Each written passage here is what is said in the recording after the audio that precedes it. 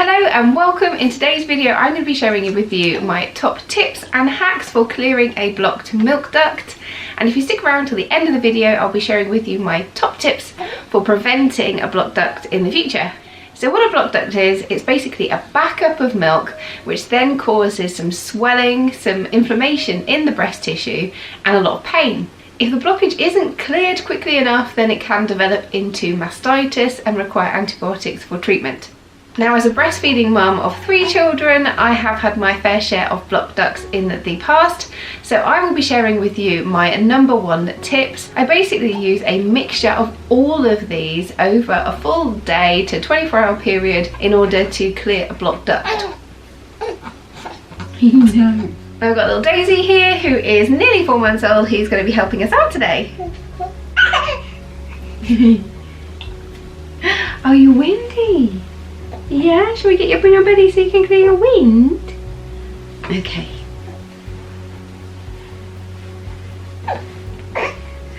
You're a bit windy. Oh, good girl. Bit of it. Oh dear. Oh dear, I got it. So first up we have dangle feeding. This can get you into some potentially embarrassing positions.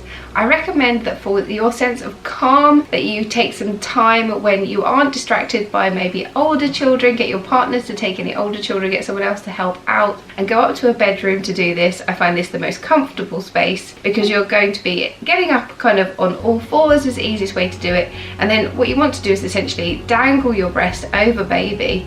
So for me now with Daisy here, if you wouldn't mind Daisy helping me to show people, I would have my breast sort of dangle over Daisy here, and then I'd be bringing myself to her. Also, it generally works quite well if you have baby's chin positioned closest to the blockage. So if I had a block kind of under my breast tissue here, then this would be a good position for me to stay like this position as I come towards Daisy, and she thinks she's going to get fed there, even though I don't have the boob to help. So her chin would be closest to the blockage, and that is because the chin area is the kind of strongest area of pull. You're going to get the strongest pull on that blockage if you lead with a chin closest to the blockage. So that is dangle feeding. Not terribly glamorous, but it really does help. So I would always use this when I have a blockage, and I will do a mixture of all of these kind of tips and hacks. So next up we have the Epsom salt hacker hack. Now I have a Nature Bond pump, but it is essentially exactly the same as a hacker pump.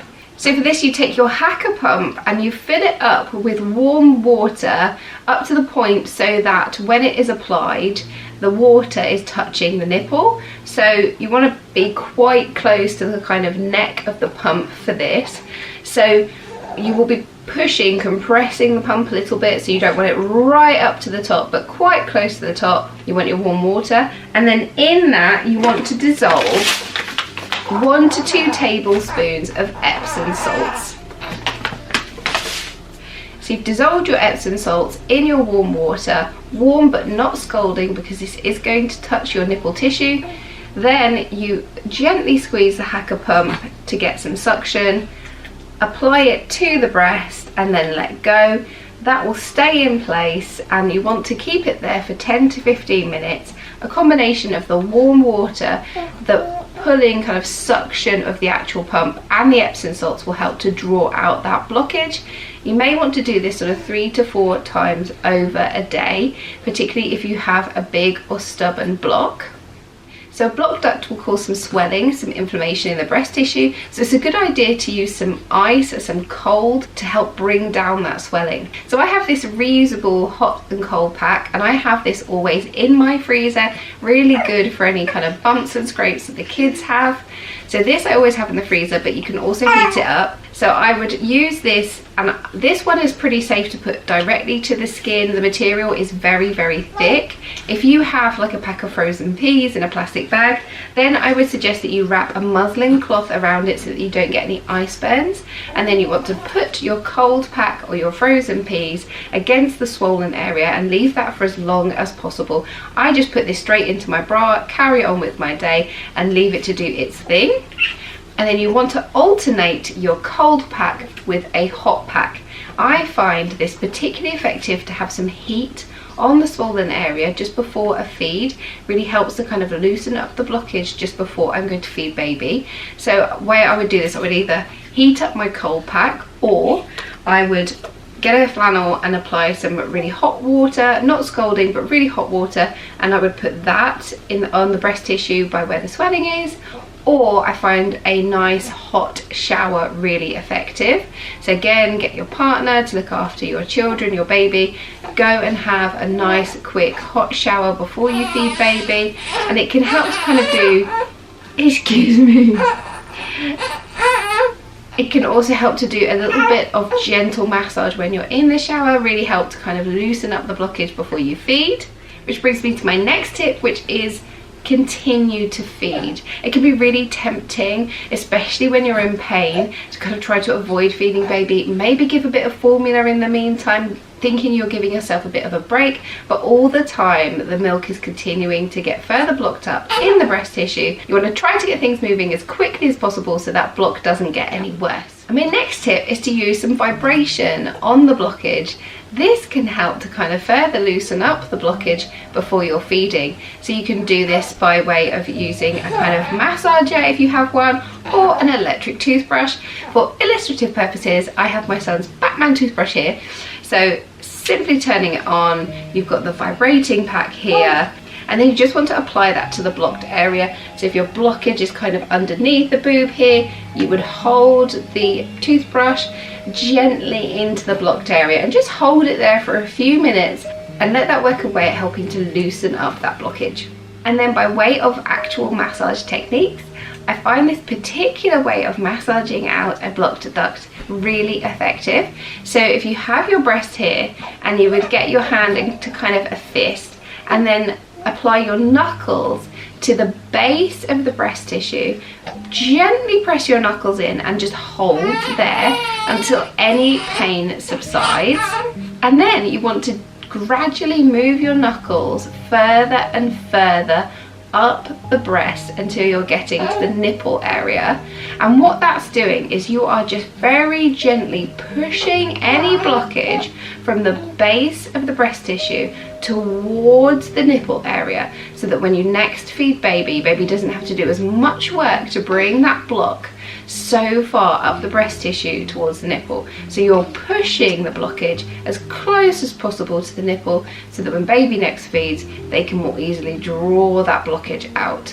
So again, knuckles gently into the base of the breast tissue, holding it there. So you're not moving it around, you're not kind of pummeling the breast tissue, you're just holding it there until any pain subsides. And that tells you that you have moved that blockage a little bit way up.